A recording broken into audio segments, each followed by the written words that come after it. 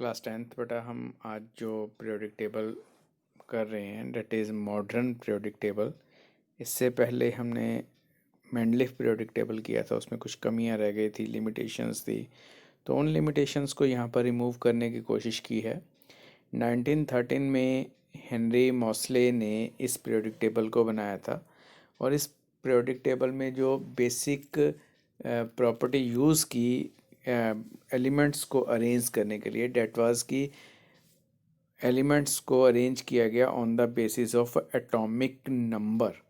जबकि Mendeleev periodic table में atoms या एलिमेंट्स को जो अरेंज किया था on the basis of atomic mass किया था, बट यहाँ पर एटॉमिक नंबर के अकॉर्डिंगली एलिमेंट्स को अरेंज किया गया, जिसकी वजह से काफ़ी जो प्रॉब्लम्स थी या लिमिटेशंस थी जो कि मेंडलीफ पीरियोडिक टेबल में थे वो रिमूव हो गई। तो बेसिकली वहाँ पर एक जो प्रॉब्लम आ रही थी कि हाइड्रोजन को कहाँ पर प्लेस करें, उसकी पोजीशन प्रॉपरली नहीं डिफाइन हो पा रही थी। सेकेंडली उसके जो आइसोटोप्स थे, क्योंकि अलग अलग मास होने पर उनको जो है अलग अलग जगह पर रखा गया, बट उनकी जो बिहेवियर, उनकी प्रॉपर्टीज़ सेम थी।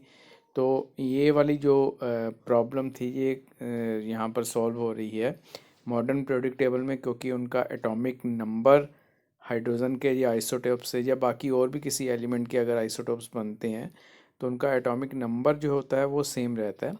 तो वो उनको एक ही पोजीशन के ऊपर जो है वो प्लेस किया जाता है और इस वजह से जो है उनमें जो है उनको प्लेस करने में जो है डिफ़िकल्टी नहीं रहती थी। तो ये एक बेसिक जो डिफरेंस रहा था कि यहाँ पर आपने जो अरेंज करने हैं एटम्स या elements which are on the basis of atomic number. तो ये आपके पास एक टेबल बेटा बना हुआ है, इस टेबल को आप अपनी बुक में से देख सकते हो।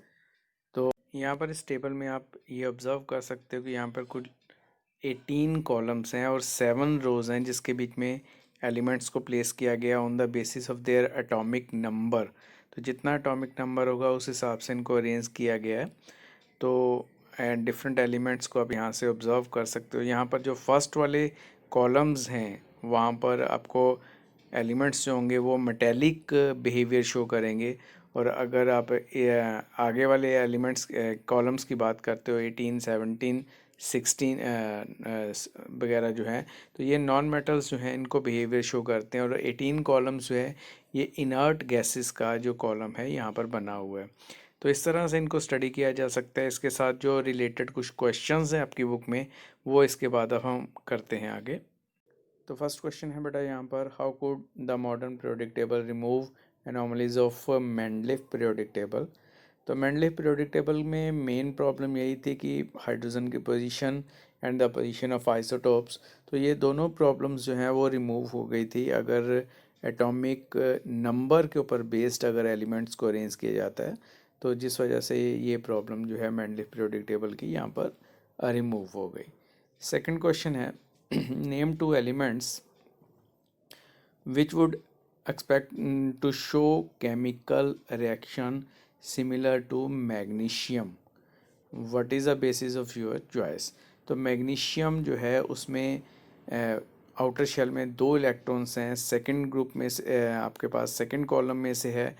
तो उसी कॉलम में जो बाकी के एलिमेंट्स हैं उनमें से जो कैल्शियम और स्ट्रोंटियम 2 एलिमेंट्स हैं जिनका जो बिहेवियर होगा वो मैग्नीशियम के जैसा ही होगा, उनकी प्रॉपर्टीज़ जो हैं वो मैग्नीशियम जैसी भी। तो अगर एक कॉलम के जितने भी एलिमेंट्स हैं उनको अगर हम बात करें तो उनकी जो प्रॉपर्टीज़ या उनका बिहेवियर होता है तो वो आपस में एक दूसरे के साथ मैच करता है। उसके बाद नेक्स्ट क्वेश्चन है, name 3 elements that have a single electron in the outermost shell. तो जिसके आउटर मोस्ट शेल में सिंगल इलेक्ट्रॉन्स हैं तो हम फर्स्ट जो है कॉलम है उसकी बात करेंगे। तो फर्स्ट कॉलम में आपके पास यहाँ पर लिथियम आ जाएगा, सोडियम आ जाएगा, पोटेशियम आ जाएगा। तो ये ऐसे एलिमेंट्स हैं जिनके आउटर शेल में एक इलेक्ट्रॉन होता है। उसके बाद नेक्स्ट है 2 elements which has 2 electrons in the outermost shell. तो अगर 2 इलेक्ट्रॉन्स किस में होते हैं तो सेकंड कॉलम की अगर हम बात करते हैं पीरियोडिक टेबल में तो मैग्नीशियम और कैल्शियम 2 एलिमेंट्स हैं जिनके आउटर शेल में 2 इलेक्ट्रॉन्स होते हैं। देन थर्ड क्वेश्चन है यहाँ पर 3 elements with filled outermost shell. तो जो लास्ट वाला कॉलम है इनर्ट गैसेस का, उसके आउटर मोस्ट शेल जो है वो कंप्लीट होते हैं। तो नियॉन, ऑर्गन, जीनॉन, ये आउटर मोस्ट शेल इनके कंप्लीट होते हैं। तो ये जो गैसेस, इनर्ट गैसेस वाला कॉलम है, वहाँ से आप 3 एलिमेंट्स जो हैं वो उठा सकते हो। उसके बाद नेक्स्ट अगर हम क्वेश्चन की बात करते हैं तो lithium, sodium, potassium are all metal that react with water to liberate hydrogen gas. Is there any similarity in the atoms of these elements? तो बेटा ये सारे के सारे जो लिथियम, सोडियम, पोटेशियम है, ये एक ही कॉलम में से, आप एक ही ग्रुप में से हैं। तो यहाँ पर जो इनकी जो कह सकते हो कि ये जितने भी एलिमेंट्स के नाम लिखे हुए हैं, ये सारे के सारे एक ग्रुप में ही प्रेजेंट हैं। और इनके आउटर मोस्ट शेल में equal number of electron which is 1, एक ही इलेक्ट्रॉन जो है आउटर मोस्ट शेल में प्रेजेंट रहता है। नेक्स्ट है helium is a unreactive gas and neon is a extremely low reactive. what if anything do their atoms have to common? तो इनके बीच में जो कॉमन क्या है, तो वो ये दोनों ही इनर्ट गैसेस हैं। जो आपके पास इनर्ट गैसेस वाले कॉलम है उसमें से ये दोनों गैसेस आती हैं। तो इनका जो आउटर शेल में जो इलेक्ट्रॉन्स होते हैं वो कंप्लीट रहते हैं। डेट्स वाई कि ये किसी दूसरे एलिमेंट्स के साथ बहुत कम रिएक्ट करती हैं या फिर रिएक्ट नहीं करती हैं। देन नेक्स्ट क्वेश्चन है in the modern periodic table which are the metals among the first 10 elements। तो 10 जो पहले एलिमेंट्स हैं उनमें से मॉडर्न पीरियोडिक टेबल के हिसाब से कौन से जो हैं वो आपके पास जो है मेटल्स हैं। तो यहाँ पर लिथियम है, बेरिलियम, ये 2 मेटल्स जो हैं जो पहले 10 एलिमेंट्स में एग्जिस्ट करती हैं। उसके बाद नेक्स्ट क्वेश्चन है by considering their position in the periodic table, which one of the following elements would you expect to have maximum metallic character? तो ये आपके पास है गैलियम, जर्मेनियम, आर्सेनिक, सेलेनियम और बेरिलियम है।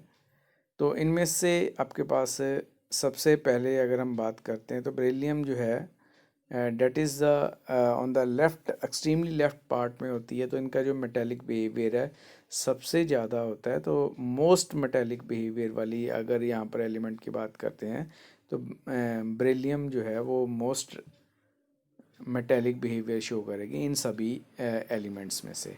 तो बेटा जो ये वाले आपने क्वेश्चंस कर लेने, इसके बाद एक्सरसाइज के कुछ क्वेश्चंस बचे हैं जो फिर हम अपनी नेक्स्ट क्लास में करेंगे। उसके बाद ही आपका चैप्टर जो है वो कंप्लीट हो जाएगा।